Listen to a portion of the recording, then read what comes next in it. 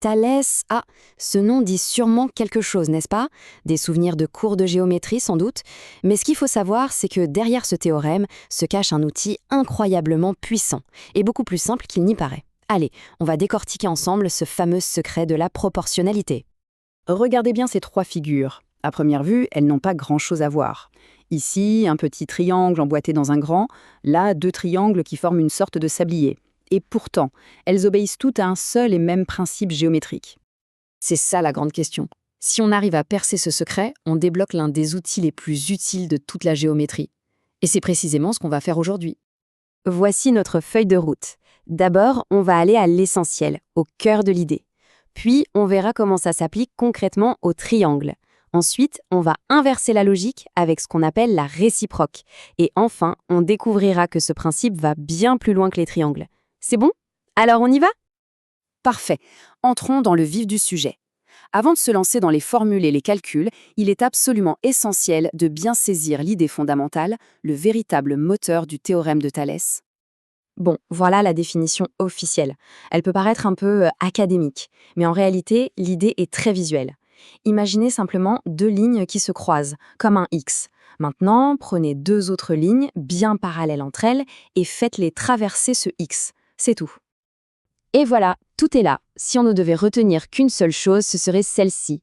Le parallélisme, c'est l'ingrédient magique qui garantit que les découpes seront proportionnelles. C'est une relation de cause à effet. Toute simple.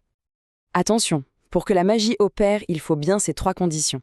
Mais la plus importante, celle qui est non négociable, c'est le parallélisme. S'il n'y a pas de droite parallèle pour couper les deux premières, alors il n'y a pas de proportionnalité et donc pas de théorème de Thalès. Allez, à cette théorie, passons à la pratique. On va voir comment ce grand principe de proportionnalité prend vie dans le cas le plus classique qu'on connaisse, celui des triangles. Voici l'image que tout le monde a en tête quand on parle de Thalès. Un grand triangle avec un plus petit à l'intérieur. C'est vraiment le cas d'école le plus intuitif pour commencer à comprendre comment ça marche. Et voilà, la fameuse formule. Mais pas de panique, elle est très logique. Elle dit simplement que le rapport entre la longueur d'un côté du petit triangle et celle du côté correspondant sur le grand triangle, eh bien, ce rapport est toujours le même. Regardez, AM sur AB, c'est égal à AN sur AC, qui est aussi égal à MN sur BC. C'est ça, l'essence même de la proportionnalité. Alors concrètement, comment on s'en sert? C'est un processus en 3 étapes. 1. On s'assure que les droites MN et BC sont bien parallèles. C'est la base. 2. On écrit l'égalité des rapports, notre formule. Et 3. Un peu d'algèbre, un simple produit en croix. Et hop, on calcule la longueur qui nous manque. Et c'est là que ça devient vraiment puissant. Regardez ces deux autres configurations. Que ce soit la version sablier ou celle où le petit triangle est à l'extérieur, la règle ne change pas d'un iota. C'est exactement la même formule de proportionnalité qui s'applique. C'est la beauté de ce théorème, sa cohérence est parfaite. Jusqu'à maintenant, on a utilisé le parallélisme pour calculer des longueurs. D'accord. Mais et si on faisait le chemin inverse? Si on voulait utiliser les longueurs pour prouver que deux droites sont parallèles? Eh bien, c'est précisément à ça que sert la réciproque. Ce tableau illustre la différence à la perfection. Le théorème direct part du parallélisme pour nous donner des rapports égaux. La réciproque, elle, fait le contraire. On lui donne des rapports égaux et elle nous prouve que les droites sont parallèles. C'est un outil de démonstration, pas de calcul. Voilà comment ça marche. On calcule deux rapports, s'ils sont égaux, on peut conclure. Mais, attention, il y a une condition cruciale bien mise en avant dans les sources. Les points doivent être alignés dans le même ordre. Si cette condition d'alignement n'est pas respectée, la conclusion ne tient plus la route.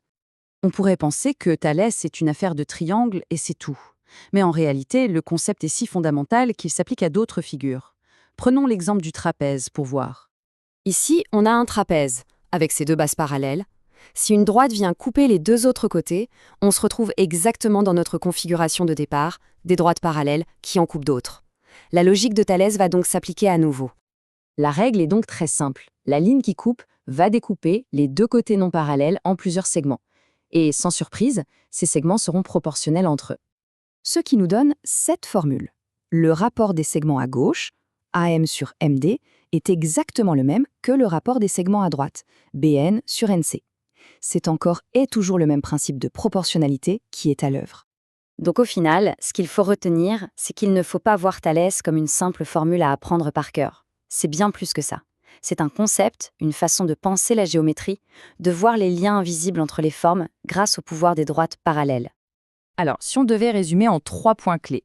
1. Le parallélisme, c'est ce qui crée la proportionnalité.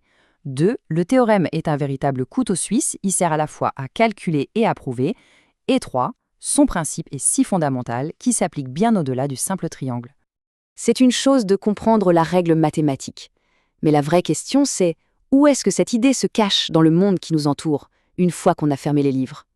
La prochaine fois que vous regarderez un bâtiment, une image de synthèse ou même l'ombre projetée par un objet, essayez de repérer ces relations.